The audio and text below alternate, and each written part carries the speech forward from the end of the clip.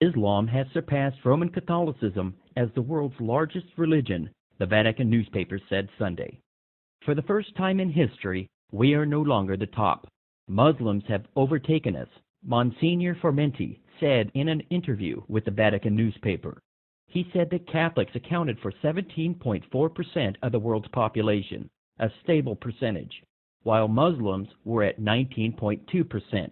It is true that while Muslim families, as it is well known, continue to make lots of children, Christian ones, by this he means Roman Catholic, on the contrary, tend to have fewer and fewer, the Monsignor said.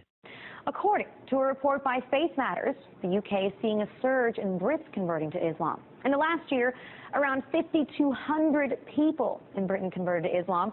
As many as 100,000 have converted in the last decade. Now, while that's not a huge number if you consider the UK's total population, which is around 61 million, it's definitely notable. Of those converting, about 62% were women, and the average age is over 27 years old. And the vast majority of women who converted also changed their appearance, with a significant majority adopting a hijab or a headscarf. Now, we've done stories here on the show how some European countries have voted to ban the hijab in public, to ban minarets. But that's not the case in the UK. Now, the obvious question really is, what is behind this high rate of conversion? Some followers told Britain's The Telegraph that they felt lost in their own lives, that they were lacking in purpose before conversion. And most Brits have reported that since their conversion, they've been living with ease in the UK, that they've only faced minimal problems from their families about their new choice of religion. So what's going on? What is compelling so many young white women to convert to Islam in droves? We're going to delve further into this topic on another program. Michael Hart, the American author of the wide-selling book, The 100, a ranking of the most influential persons in history, chose Prophet Muhammad to be at the top of the list. He said, "My choice of Muhammad to lead the list of the world's most influential persons may surprise some readers and may be questioned by others. But he was the only man in history who was supremely successful on both the religious and secular levels. It is this unparalleled combination of secular and religious influence which I feel entitles Muhammad to be considered the most influential single figure in human history."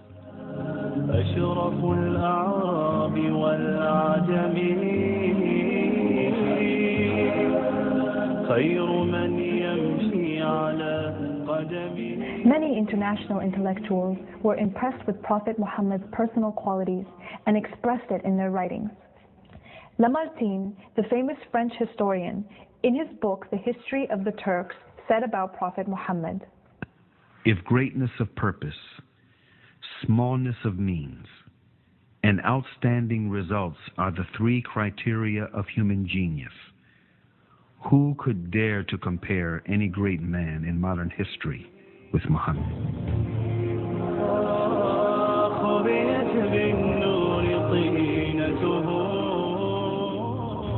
Mahatma Gandhi, the spiritual leader of the Indian independence movement and the pioneer of resistance through mass civil disobedience, said about Prophet Muhammad, peace be upon him, "I became more than convinced that it was not the sword that won a place for Islam in those days in the scheme of life.